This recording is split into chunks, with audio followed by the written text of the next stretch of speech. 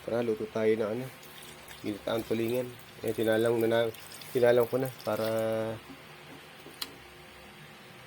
ano siya, mapakuluan muna siya sa ano. Ayan. May sandali lang po yan para ano eh, kasi halos isang kulo lang po yan eh, dahil ginataang tulingan po yung lulutuin natin. Ayan. Tingnan po natin siya ng ano, ng gata na nasa ano lang, nasa kasay.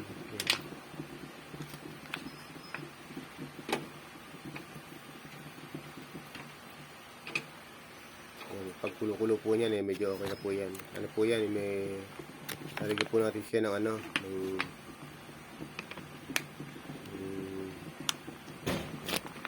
kamyas. Yan.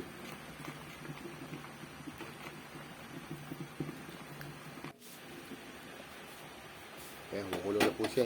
Eh, mga nilagyan na po natin siya ng paminta, ganyan. Yan, baking, pampalasa para medyo ano. Pero masarap po yan pagka kayo yung naluto.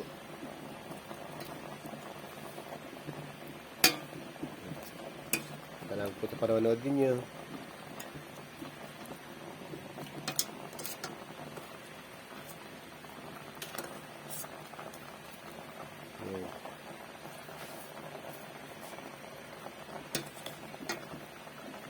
Para po yan, may lalo pa may gulay. Ayan.